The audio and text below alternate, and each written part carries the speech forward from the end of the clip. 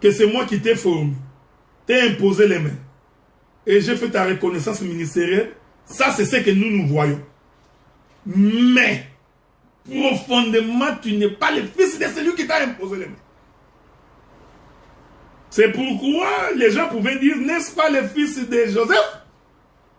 Pourquoi? Parce qu'ils ont vu Joseph aider Jésus. Le bébé biberon, bébé. Tu vois? Le fait qu'ils ont vu Joseph avec les biberons, ça c'est moi qui dis, en train de donner Jésus.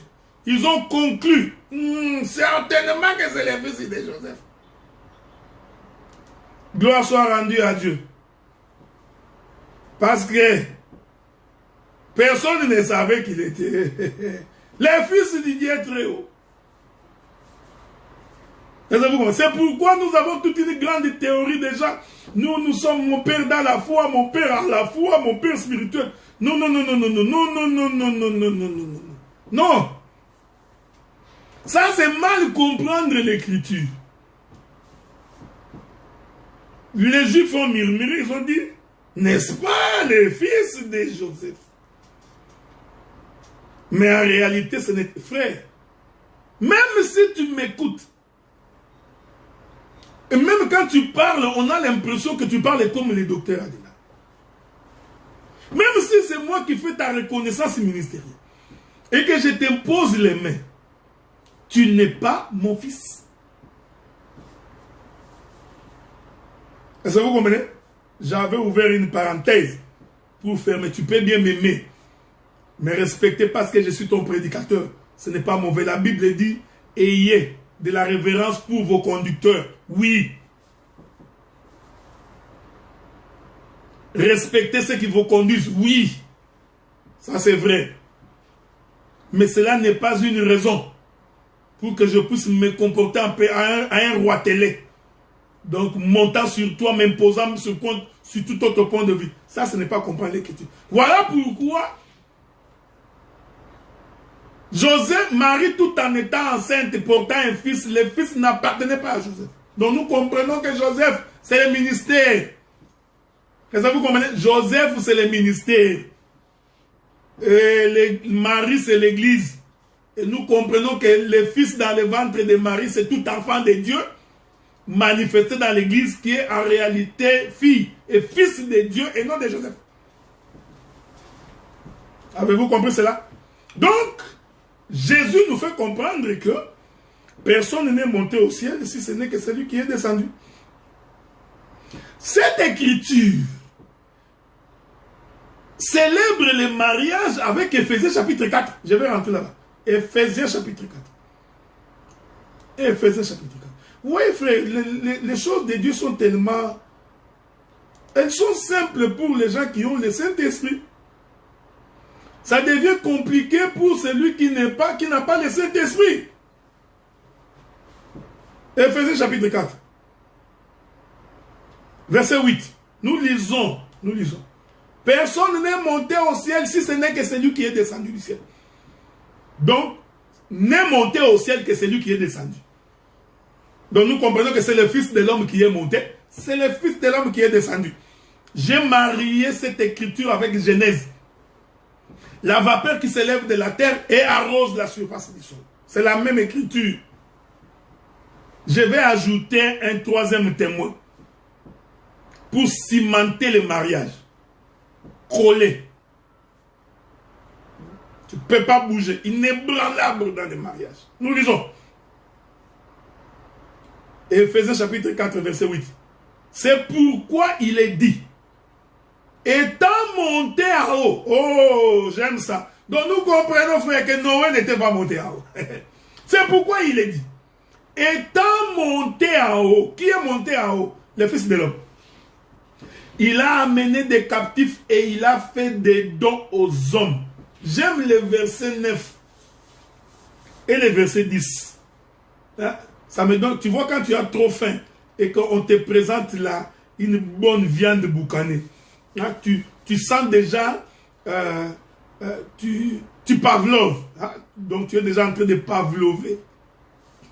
Ça là, il faut avoir lu Freud dans son étude de psychanalyse.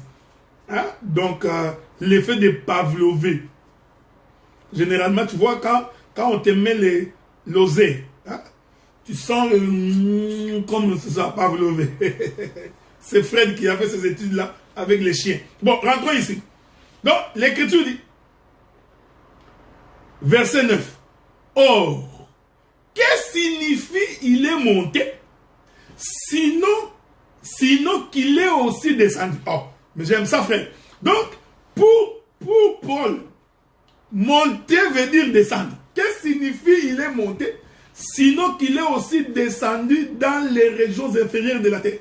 Celui qui est descendu, c'est le même qui est monté. Voilà. C'est pourquoi je dis, Noé n'est pas monté.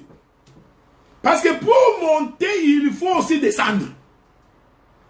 J'aime ça. Donc il dit, celui qui est descendu, c'est le même qui est monté au-dessus de tous les cieux. Afin de tout remplir. Le reste, je vous laisse continuer. Donc, celui qui est monté, c'est le même qui est descendu. Donc, quand Jésus dit, je suis le véritable pain descendu du ciel, il expliquait qu'il est aussi celui qui est monté. Et j'ai dit que le pain descendre du ciel, c'est ça la pluie, c'est ça la sémence selon le livre d'Ésaïe chapitre 55, verset 10 et le verset 11. Verset 10 et 11 d'Ésaïe 55 nous fait comprendre que la pluie, c'est un pain. La pluie, c'est le pain. Or, Jésus dit, je suis le pain. Donc, la pluie, c'est tout un homme. Comprenez, frère? Donc, la pluie, c'est un homme. En d'autres termes, refuser la sémence à Tamar, c'est refuser la parole, c'est refuser Christ à Israël. Maintenant, Onan se retire, il vient s'essuyer par terre. Nous voulons maintenant expliquer quelle est cette terre qui a reçu la sémence. Oui, frère. Donc, quelle est cette terre qui a reçu la parole? Quelle est cette terre qui a reçu le pain descendu du ciel? Quelle est cette terre qui a reçu Jésus? Avez-vous remarqué cela? Donc nous comprenons maintenant qu'ici, il y a deux sacerdoces. Il y a un sacerdoce qui n'a pas reçu la sémence. Ensuite, il y a un autre sacerdoce qui reçoit la sémence. Donc, Onan s'essuyant par terre, en réalité, il parlait à un autre peuple. Il donnait la vie à un autre peuple. Et ce peuple-là devait l'écouter. Matthieu chapitre 13. Matthieu chapitre 13. Matthieu chapitre 13. Je me sens bien dans mon élément. L'Écriture dit, verset 13. Vous connaissez l'histoire. Matthieu 13, verset 13. Non, je vais commencer par le verset 10. Les disciples s'approchèrent et lui dirent, pourquoi leur parles-tu en parabole? Onan, pourquoi tu refuses de donner ta sémence à Tamar? C'est ça la question. Jésus leur répondit, parce qu'il vous a été donné de connaître vous. Est-ce que vous voyez la terre qui a reçu la sémence? Ce sont les disciples. Parce qu'il vous a été donné de connaître les mystères du royaume des cieux. Et que cela ne leur a pas été donné. Car on donnera à celui qui a, il sera dans l'abondance, mais à celui qui n'en a pas, on ôtera même ce qu'il a. C'est pourquoi je leur parle en parabole. Il est venu premièrement chez les siens. Donc, Onan est d'abord allé visiter Tamar. Mais quand il était question de se révéler, il se retire et se révèle ailleurs. Il dit, c'est pourquoi je leur parle en parabole. Parce qu'en voyant, ils ne voient point. C'est quand même bizarre. Comment quelqu'un peut-il voir et ne pas voir? Et qu'en entendant, ils n'entendent ni ne comprennent. Pourrait s'accomplir cette prophétie d'Ésaïe. Vous entendrez de vos oreilles et vous ne comprendrez point. Vous regarderez de vos yeux et vous ne verrez point. Car le cœur de ces peuples est devenu insensible. Ils ont endurci les oreilles. J'aime ça, frère. J'aime bien. Ici, l'Écriture ne dit pas qu'ils ont endurci le cœur. Non, la Bible ne dit pas qu'ils ont endurci le cœur. J'aime ça. J'aime ça bien, frère. J'aime ça. Donc, le problème de ces peuples, c'est que ils ont les oreilles endurcies. Je vous avais dit que nous mangeons par les oreilles. Hein? Vous comprenez? Parce que celui qui mange, il est en bonne santé. Celui qui mange, il a des vitamines. Donc, ici, on mange par les oreilles, pas par la bouche. Nous mangeons par les oreilles. Il dit, ce peuple est devenu insensible. Ils ont endurci leurs oreilles et ils ont fermé les yeux. De peur qu'ils ne voient de leurs yeux, qu'ils n'entendent de leurs oreilles et qu'ils ne comprennent de leur cœur et qu'ils se convertissent et que je les guérisse. Je veux que tu retiennes ça. C'est par les oreilles qu'on mange. Hein? C'est par les oreilles. C'est très important. C'est pourquoi il y a une écriture qui dit que terre, prête l'oreille. Hein? Que la terre, j'insiste frère, la terre doit prêter l'oreille. Hein? Est-ce que je peux vous trouver cette écriture? Laissez-moi vous trouver cette écriture-là. Parce qu'on est en train de se souiller par terre. Donc la terre a besoin de l'oreille. Je sais pas si... Est-ce mon frère Roland? Est-ce que cette écriture-là, tu peux me la trouver? Hein? Où la Bible dit que terre prête l'oreille. S'il te plaît, je voudrais que quelqu'un me trouve cette écriture-là. Je n'ai pas envie d'aller la chercher. Est-ce que je peux attendre? Hein? Est-ce que je peux vraiment attendre? Hein? Si quelqu'un peut m'aider. Si vous m'aimez bien, essayez de m'aider en me donnant cette écriture-là. Parce que je n'ai pas envie d'aller perdre beaucoup de temps à aller chercher cette écriture-là. Ça risque de... Attendez. Je vois que mon... Je crois que... c'est Esaïe qui en parle. Est-ce que vous avez trouvé pour moi? Voilà. Mon bien-aimé Aaron. L'homme de Strasbourg. Esaïe chapitre 1er. Merci beaucoup. Je te cherchais. Esaïe chapitre 1er. Esaïe, il est où Esaïe? Il doit se trouver quelque part là. Attendez. Souffrez, hein? Voilà. Esaïe chapitre 1er. Nous lisons. Cieux, écoute. Terre, prête l'oreille, car l'Éternel parle. Donc, la terre a pour mission d'avoir l'oreille pour écouter. Donc nous comprenons que Dieu a privé Israël de l'oreille, mais il a pris l'oreille, il a donné à une terre. J'insiste. Il dit à la terre prête l'oreille. C'est le mouvement d'Onan qui est en train de poser sa semence à terre. Oh, écoutez frère, je vous ai fait comprendre que la semence d'Onan c'est la parole. En d'autres termes, il prend sa parole, il lui donne à une terre. Est-ce que vous comprenez ça? Donc, la terre doit prêter l'oreille pour recevoir la semence. Oh, cette terre qui reçoit la semence doit donc avoir l'oreille ouverte et trouée. Je vais vous trouver des écritures. Attendez. Je ne sais pas si je trouverai cette écriture. Attendez.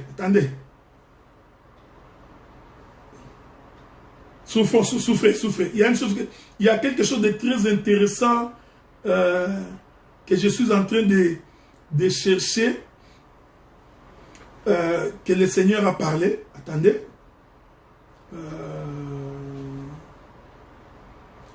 C'est une écriture que je cherche. Souffrez avec moi. Souffrez avec moi. Je vais d'abord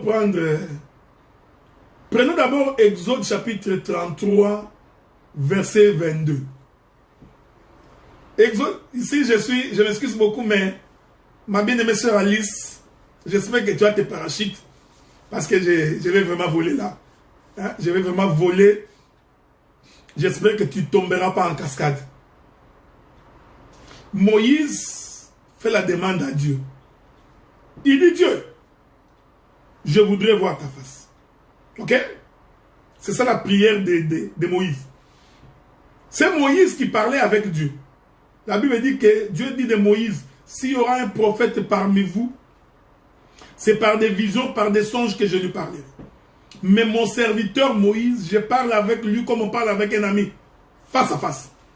Donc, nous pouvons confirmer avec les Écritures que Moïse voyait la face de Dieu.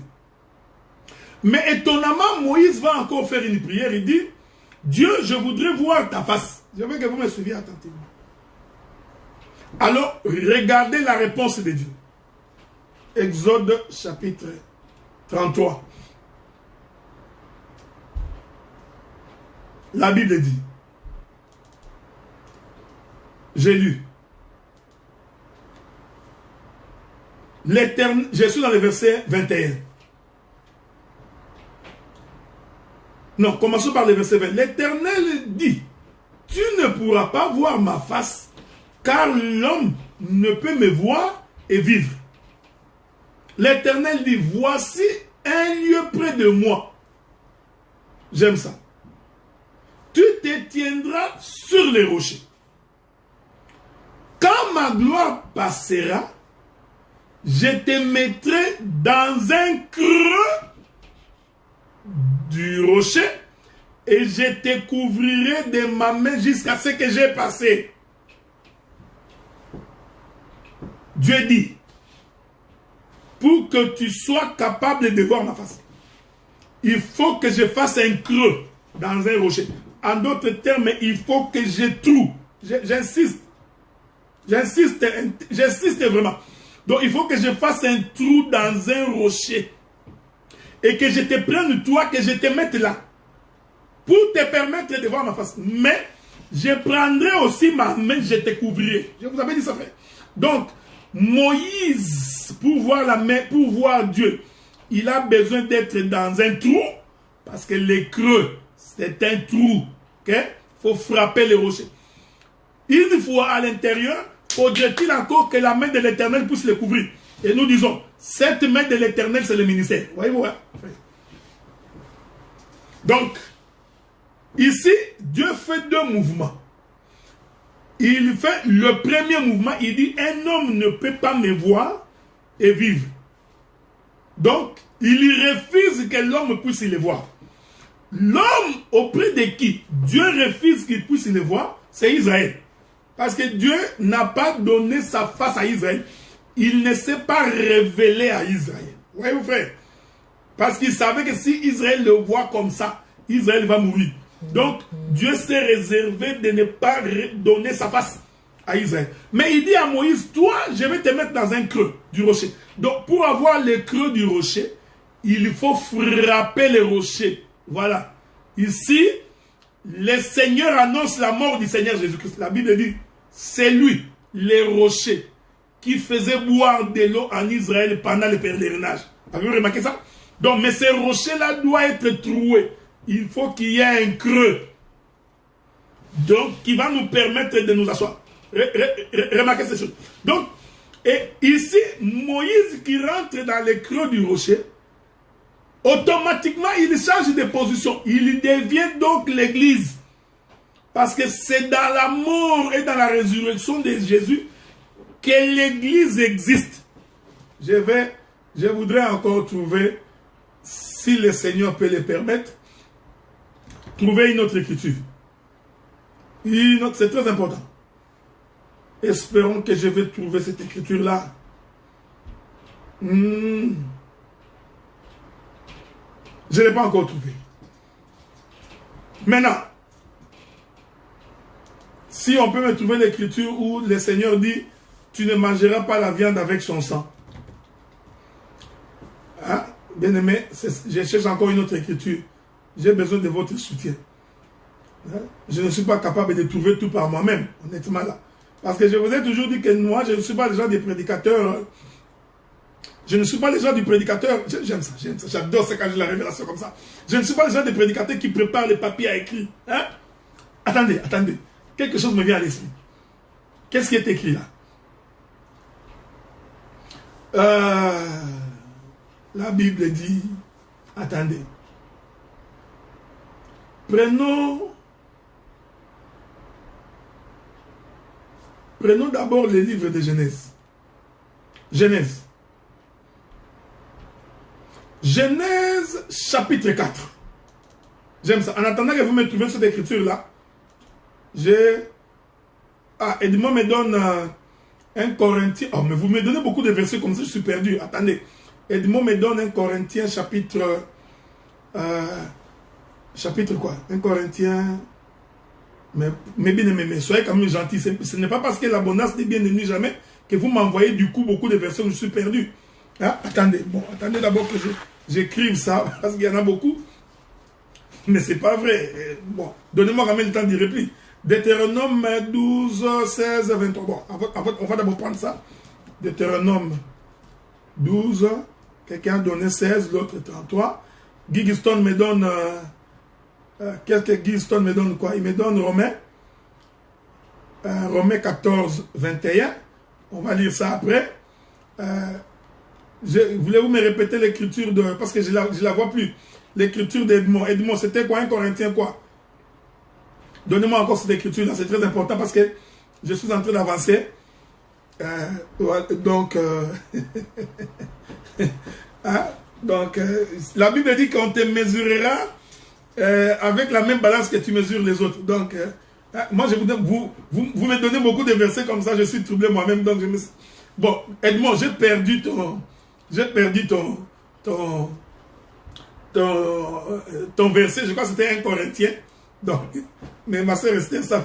Tellement que vous, voilà, 1 Corinthien chapitre 10, verset 14. Voilà. 1 Corinthien chapitre 10, verset 4. J'en ai assez, ok? Je suis assez nourri comme ça. Attendez un peu. On va devoir continuer. Je vous aime beaucoup, je vous adore. Mon bien-aimé pasteur Benjamin Tombilangana, je suis très content de te voir en ligne, ok? Bon, rentrons maintenant. Prenons d'abord l'écriture que moi je voulais vous donner. Genèse. Nous prenons le livre de Genèse, chapitre 4. J'aime ça. La Bible dit, Dieu dit, ça c'est Dieu qui parle à Caïn. Qu'as-tu fait? La voix du sang de ton frère crie de la terre jusqu'à moi. Verset 11. Maintenant tu seras maudit de la terre. Tu seras maudit de la terre qui a ouvert sa bouche pour recevoir de ta main le sang de ton frère. Hein? Donc, j'aime la Bible. Hein? J'aime la Bible. Donc, le Seigneur nous fait comprendre ici que la terre a une bouche et cette terre a ouvert sa bouche pour recevoir le sang. Faites attention. Parce que la bouche de la terre ici, c'est l'oreille. J'aime ça. Parce que je vous avais dit que nous ne mangeons pas par la bouche. Ici, vous comprenez que l'Éternel Dieu est en train de réprimander Caïn. Pourquoi? Parce que Caïn a versé le sang de son frère. Et que le sang de son frère est tombé sur une terre. Donc, il y a une terre qui a avalé le sang de Caïn, d'Abel. Or, l'Écriture confirme que Abel, c'était un homme juste. Abel, c'était la préfiguration de Jésus. En d'autres termes, la mort d'Abel a fait sortir le sang. Et une terre a ouvert sa bouche pour boire le sang d'Abel. Or, nous disons, boire le sang d'Abel, c'est écouter. Parce que je vous avais fait comprendre que l'Écriture dit que le sang d'Abel crie. Donc, le sang d'Abel parle. Donc, le sang d'Abel, c'est le pain. Le sang d'Abel, c'est le fils de l'homme descendu du ciel. J'aime ça. Est-ce que vous comprenez ça? Donc, parce que le sang parle. Donc, le sang, c'est la parole.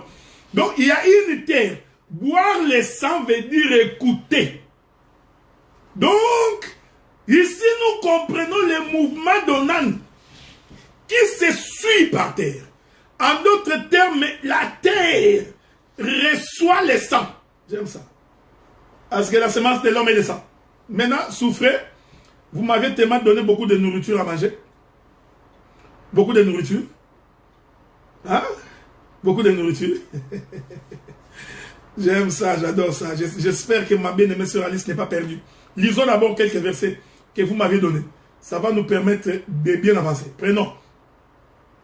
Je prends d'abord le premier, Deutéronome chapitre 12. Deutéronome 12. « Je lis le verset 16 pour me rassurer que c'est ce que j'ai cherché. Voilà. Seulement, vous ne mangerez pas le sang. Vous le répandrez sur la terre comme de l'eau. J'aime la Bible. Je vais dormir ici aujourd'hui. Je n'ai pas envie d'arrêter. Hein? Tellement qu'il y a des choses qui me viennent. J'aime ça. J'aime les prophètes Moïse. Parce que Deutéronome, c'est la répétition. Deutéronome veut dire répétition. Donc si tu n'avais pas compris, Deutéronome répète. Pour comprendre. C'est pourquoi, quand ils sont sortis de l'Égypte, il y a eu beaucoup d'enfants qui n'ont pas été quand Israël est sorti de l'Égypte. Ces enfants sont nés dans les déserts. Ils sont nombreux. C'est comme les Edmond, les Roland, les Gloire, tu vois, les Jiré, les Patrice, tous ces frères-là, ce sont des frères qui sont nés dans les déserts pendant que nous marchons. Alors, comme ces gens ne connaissaient pas la loi, il faut que nous nous arrêtions pour que nous appliquions Deutéronome. Donc, Deutéronome, on répétait aux enfants qui étaient nés dans les déserts, on leur faisait la répétition de la loi. Parce qu'ils ne connaissaient pas la loi, il faut donc répéter pour eux. Ouais, frère. C'est ça, Deutéronome. Seulement, vous ne mangerez pas les sangs. Non. J'aime bien le ministère doctoral. On ne peut pas manger les sangs. On boit les sangs. Mais Deutéronome, lui, il n'a pas vu boire les sangs. C'est pourquoi quand tu vois un prédicateur qui dit « Bien-aimé, ouvre ta bouche, on va te faire boire les sangs. Bois les sangs, bois. » Il y croit que c'est vraiment boire. Tu vois?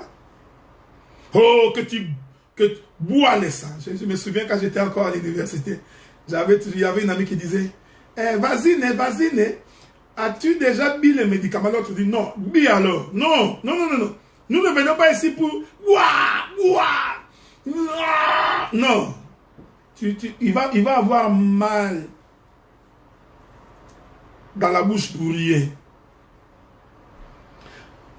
Donc nous comprenons que le sang ici, c'est un sang qui se mange. Donc le sang ici, c'est... J'adore la Bible, frère. Donc le sang ici, c'est toute une nourriture. Donc le sang ici, c'est une semence. Mais Dieu interdit à Israël. Lorsque vous prendrez l'animal, Dieu dit à Israël, vous, Israël, mangez la chair. Mais les sangs, n'essayez pas de les manger. Nous comprenons, frère, que la chair mangée, c'est le corps des prophètes.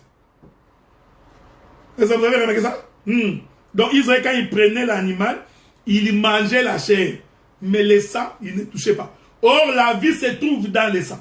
Dieu dit, tu peux manger. Mais le sang, tu ne manges pas. Donc, nous comprenons que la chair de la nourriture mangée par Israël, c'est le corps des prophètes. Pourquoi? Parce que Israël n'a écouté que la loi, les psaumes et les prophètes.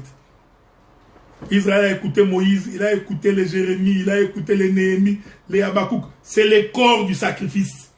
Mais la vie, écoutez, j'aime ça. Donc nous comprenons, le corps de l'animal, c'est le moment où Onan va vers Tamar. Mais la vie qui est la semence, il dit non, Tamar, ça là, je ne te la donne pas. Kitoko naningi bibliomakasi. J'aime ça, j'adore ça. J'adore ça. Donc, est-ce que vous comprenez ça? C'est pourquoi Dieu avait dit à Israël, tu ne mangeras pas la chair avec son sang. Est-ce que vous comprenez ça? Donc, la chair, c'est le corps des prophètes qui a été envoyé en Israël. L'Éternel dit, je vous ai envoyé les prophètes dès le matin. Vous, Israël, je vous ai envoyé les prophètes, les Néhémie, les Jérémie, les Élisée, les Élie, les Habakkuk, les Jean-Baptiste. Tous ces gens, c'est le corps. Mais la vie, il dit, toi tu ne mangeras pas. Qu'est-ce que tu feras? Rentrons là-bas, frère, rentrons. Mon bien-aimé partout, Soda en colo, que Dieu te bénisse. L'Écriture dit, vous ne mangerez pas le sang. qu'est-ce que tu feras avec les sangs? Tu les répandras sur la terre comme de l'eau. Donc les sangs, c'est de l'eau. Tout ça, j'ai expliqué. J'ai expliqué que comme la pluie descend des cieux, ainsi en est-il de ma parole. Donc nous comprenons que le sang, c'est la parole. En d'autres termes, Dieu a refusé à Israël sa parole. Il va donc réserver cette parole à un peuple. C'est ce que j'appelle la terre, là où Onan va pour s'essuyer. Ça n'a rien à voir avec ton histoire de mariage. Oh non, bien-aimé. Vous savez, aujourd'hui, avec la planification de naissance, c'est quoi votre théorie là que vous avez là, quoi? Comment vous appelez ça? Naissance planifiée, quoi? Il y a un terme là, je sais que Alice va trouver le terme. S'il trouve, il va me l'envoyer. Donc vous venez avec votre théorie au léonanisme. Hein? Donc un homme rempli par les désirs de la chair, il peut pas, il n'a pas envie d'assemencer sa femme. Qu'est-ce qu'il fait? Il prend, il s'essuie par terre, il veut nous dire que c'est comment naissance, si c'est naissance planifiée, si c'est, je ne sais pas moi encore. Est-ce que vous comprenez? Il y a un terme là, un terme diabolique qui est né partout là, des choses comme ça. Oh non, c'est écrit dans la Bible, c'est une planification familiale. Non, ce qu'on a fait n'a aucun rapport avec votre histoire de planification familiale. Ça n'a rien à voir avec ça, frère. Ça n'a rien à voir. Arrêtez. Arrêtez-nous. Tellement que ça brûle en toi. Maintenant, tu viens nous faire quoi? Que tu vois, on en avait fait ça. Donc, d'ailleurs, Dieu l'a tué, non? Que Dieu va te tuer pour rien. Est-ce que vous comprenez ça?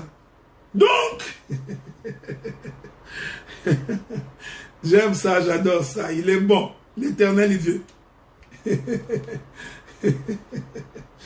J'aime ça, j'adore ça. Écoutez. Donc, vous comprenez?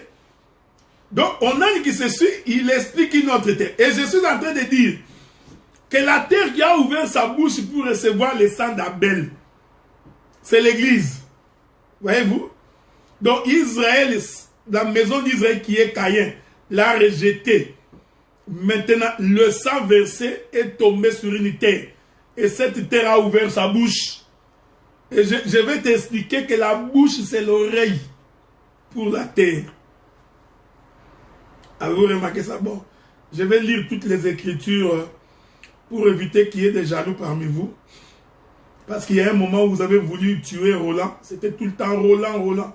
Maintenant que j'ai laissé Roland tranquille, vous êtes en paix. Hein? Bon. Prenons le livre de Romains chapitre 14. Ça, c'était Gigston. Romains chapitre 14. Romains 14. Le verset 21. Qu'est-ce qui est écrit? Il est bien de ne pas manger de viande, de ne pas boire du vin et de s'abstenir de ce qui peut être pour ton frère une occasion de chute, de scandale ou de faiblesse. Bon, je préfère ne pas entrer ici parce qu'il risque d'y avoir beaucoup de choses. Mais restons quand même dans l'esprit du sang parce que le sang c'est le vin aussi. Hein? Prenons les 1 Corinthiens 10, 14. 1 Corinthiens 10, 14. 1 Corinthiens chapitre 10, verset 14. Nous lisons. Non, ce n'est pas 1 Corinthiens chapitre 10, verset 4. C'est l'écriture qui m'a été donnée. La Bible dit qu'ils ont bu, c'était à propos du rocher, qu'ils ont bu les mêmes breuvages spirituels, ils buvaient à un rocher spirituel qui les suivait et ce rocher était Christ. Merci beaucoup, bien-aimé Edmond. Donc, c'était l'écriture pour expliquer que Jésus est le rocher. Regardez, bien-aimé dans le Seigneur. Que Dieu te bénisse, mon bien-aimé Régis. Écoutez, donc, il prend donc sa semence, il suit par terre. Maintenant, j'explique que cette terre, c'est l'église. C'est pourquoi Les jours où on vendit Jésus. Je vais aller vous trouver ça. Les jours où Jésus a été vendu. Pour que vous compreniez ça, ok? Je suis dans les livres de... Ce n'est pas ce que je cherche, attendez. Parce qu'il y avait un grand vendeur en Israël. Ces vendeurs-là, prenons le livre de Matthieu chapitre 27. Je vais finir dans 10 minutes. Je m'excuse. Bien aimé, grâce, Jimmy. Donc, tu vois que j'ai fait pratiquement 2 heures. Donc, je souhaiterais que cette vidéo, que tu la coupes en 3, au besoin en 4, ok?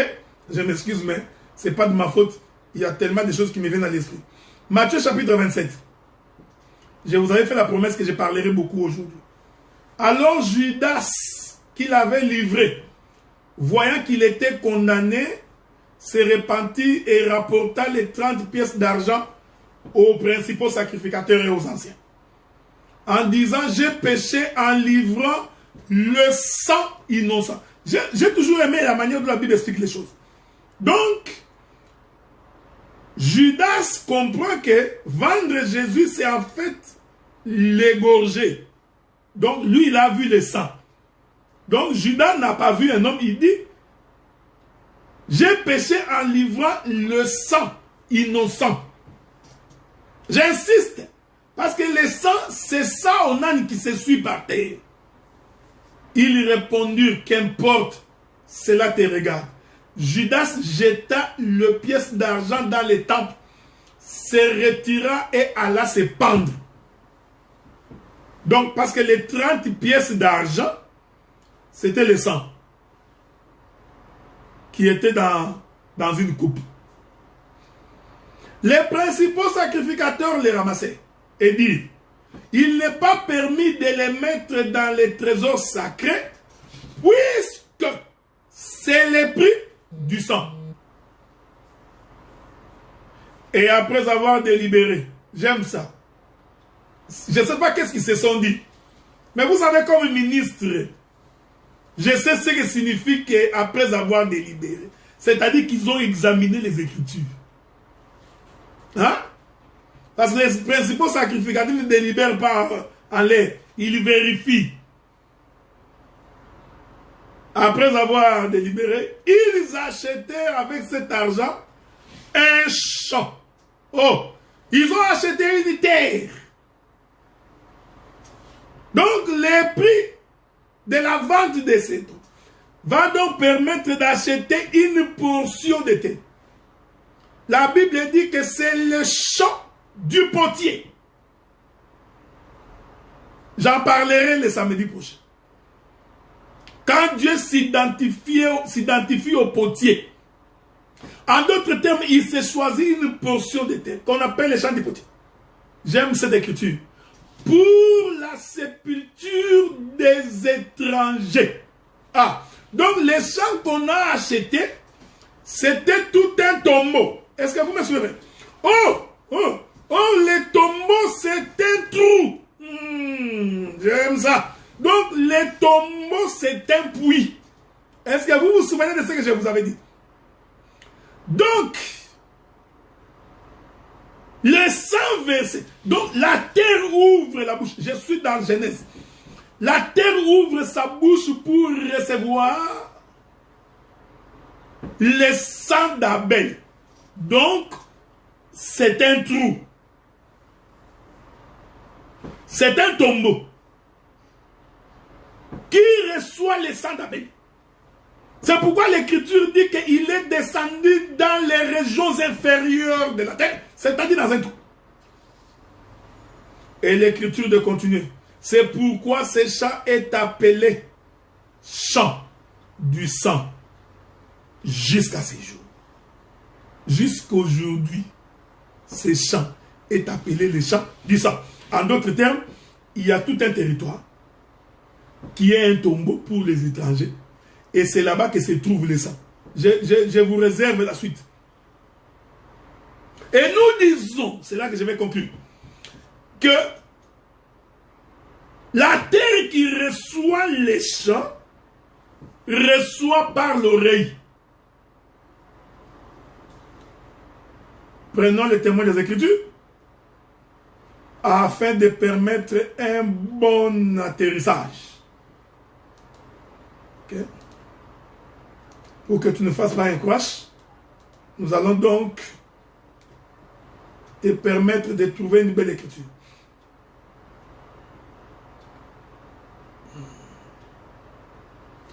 Souffrez, hein? Souffrez que j'ai trouvé une écriture. Je cherche une très belle écriture. Voilà. Prenons le livre de Jean. Jean chapitre 18.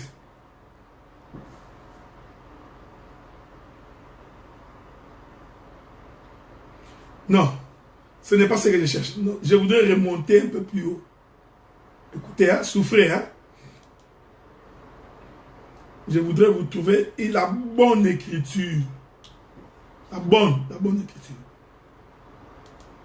Ça va nous aider à conclure. Je relaxe un peu pour que tu mettes ta ceinture. Nous voulons atterrir.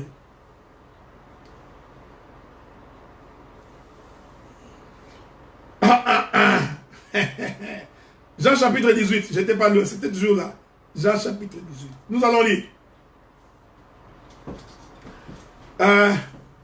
Verset 6. Lorsque Jésus leur dit, c'est moi, ils reculèrent et tombèrent par terre. Il leur demanda de nouveau, nous sommes dans le jardin de Gethsemane. Que cherchez-vous? Il dit, Jésus de Nazareth. Jésus répondit, je vous ai dit que c'est moi. Si donc c'est moi que vous cherchez, laissez aller ceci. Ce n'est pas l'objet de mon intervention. Il dit cela afin que s'accomplisse la parole qu'il avait dite. Je n'ai perdu aucun de ce que tu m'as donné. Simon Pierre, qui avait une épée, la tira, frappa le serviteur du souverain sacrificateur. Lui coupa l'oreille droite. Ses serviteurs s'appelaient Malchus. Jésus dit à Pierre, remets ton épée dans ton fourreau. Ne boirai-je pas la coupe que le Père m'a donnée à boire? La Bible dit que le jour où Jésus voulait mourir, c'est très important ce que je dis là. Il y a tellement d'enseignements à dire ici. Quand on est venu pour arrêter Jésus, parce que c'était sa mort, vous allez comprendre maintenant que Jésus ne mourrait pas pour Israël.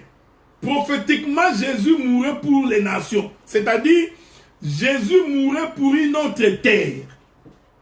Mais l'Écriture dit que dans le groupe de gens qui sont venus pour arrêter Jésus, il y avait les serviteurs du sacrificateur. Oh, les sacrificateurs représentent l'Éternel. C'est très important que vous reteniez cela. J'en parlerai probablement le samedi prochain. Cet homme de Pierre, tout le temps qu'il marchait avec Jésus, il avait toujours son épée, son couteau, son épée. Laissez-moi d'abord faire l'exhortation ici, avant d'entrer dans la révélation. Je vais faire d'abord l'exhortation, avant d'entrer dans la révélation. Dieu, Jésus, quand il a rencontré Pierre, Pierre était un pêcheur. C'est quelqu'un qui manipulait le couteau. Parce qu'il savait comment couper les poissons, les filets. Mais il marchait avec Jésus pendant 3 ans et demi. Un inconverti. Il avait toujours son couteau. Nous avons des gens comme ça. Même quand il prie le Seigneur, il a toujours son couteau depuis qu'il était païen.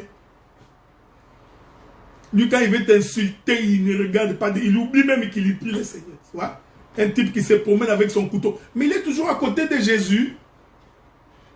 Il est le même. Il chante bien. Mais toujours avec son épée. Tu vois? Dans son fourreau. Donc, Pierre, quand il s'habillait le matin là pour sortir avec Jésus, il récupérait tout son épée. Je ne sais pas qu'est-ce qu'il avait comme pensée dans sa tête. Il se disait quoi? On va nous attaquer. Voilà, j'aime ça, mon bien-aimé Roland. Un koulouna. Donc, Pierre était un koulouna. Le koulounisme. Donc nous avons des gens comme ça. Il marche avec Jésus, mais il a toujours son épée de Dathan.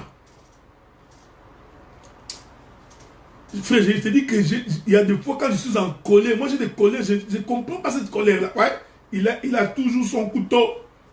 Mais il marche avec Jésus. Ça, j'ai fait l'exhortation. Quand Dieu a appelé Pierre, Pierre a abandonné la barque, il a abandonné les filets, mais pas le couteau. Nous avons des gens comme ça. Il abandonne certains, mais certains. Il dit non, même quand nous prions, il ne peut pas blaguer avec moi comme ça. S'il blague avec moi, toi, tu n'as pas entendu parler de moi. Moi, quand je te prenais par la main, je peux te déchirer les histoires. Frère, nous sommes dans le Seigneur. Même si j'étais boxeur, dans le Seigneur, là, tu vas me frapper. Je n'ai rien à dire. Même si tu m'insultes du matin jusqu'au soir, je ne dirai rien. Parce que j'ai tout abandonné. Mais il y a des gens, toujours aux aguets. Donc, toujours souple, comme un guépard. Donc, tu vas où avec ça? Ça, je suis dans l'exhortation. Ok? Nous allons voler. La Bible dit que Pierre avait son épée dans le fourreau. Si l'épée est dans le fourreau, rien ne va se passer. Mais si l'épée sort de son fourreau, il faut que le sang puisse couler. Est-ce que vous me suivez? Ici, vous allez comprendre que Pierre, qui fait sortir l'épée de son fourreau, il est l'image de Dieu. Parce que nous étions à l'approche de la mort de Jésus. Suivez-moi bien. J'explique ici des choses qui n'ont jamais été expliquées. Est-ce que vous remarquez ça? L'épée. Or, l'épée, c'est la parole. Ici, le bien-aimé Pierre, en face de Jésus, sentant sa mort venir, il fait sortir son épée. Mais ce que j'aime dans cette chose, Pierre n'a pas percé l'homme dans son ventre. Non, non, non. Il n'a pas non plus coupé sa tête. Non. Il prend son épée. Il coupe l'oreille du serviteur du souverain sacrificateur. Ça, j'aime ça. J'aime ça. Il n'a pas coupé autre chose. J'aime ça. L'Écriture dit, Simon-Pierre qui avait une épée la tira, frappa les serviteurs du souverain sacrificateur. Ici, nous manquons le temps pour expliquer le souverain sacrificateur. Parce qu'il y a une danse terrible ici. Donc, les serviteurs du souverain sacrificateur étaient son envoyé. Il était l'envoyé du souverain sacrificateur. Mais quand il arrive dans ce jardin, un homme du nom de Pierre retire l'épée de son fourreau. Il lui coupe l'oreille. L'Écriture dit, l'oreille tomba à terre. J'ai compris. J'ai compris. Parce que la terre avait besoin de l'oreille pour boire le sang. La terre avait besoin de l'oreille pour accueillir le sang. Ésaïe chapitre 1er nous dit, terre, prête l'oreille. Terre, écoute, prêtez. Or, si la terre n'a pas d'oreille, comment pourra-t-il écouter? Voilà pourquoi, avant d'écouter, l'Éternel Dieu comme Jéhovah Jireh, il prête d'abord l'oreille à la terre. Ce qui se passe là-bas, c'est-à-dire que Dieu prophétise. Il est temps que je verse le sang. Il est temps que moi, Seigneur Jésus-Christ, que je puisse mourir. Or, ma mort, c'est le sang versé. Le sang versé, c'est la parole. Mais pour que la terre puisse comprendre, il faut qu'il puisse avoir la bouche pour avaler le sang. Or, la bouche de la terre, c'est l'oreille. C'est pourquoi l'Écriture de continuer. Je vais continuer par là. C'est pourquoi l'Écriture de continuer. Je m'excuse beaucoup, je parlais. Je m'excuse.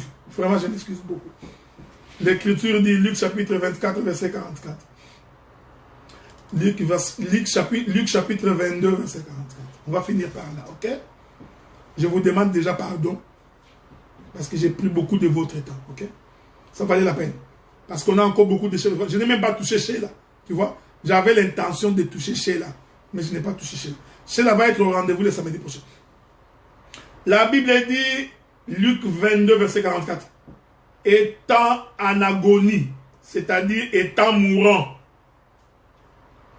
il priait plus instamment et sa sueur devint comme des grumeaux de sang qui tombaient à terre. Voyez-vous, frère?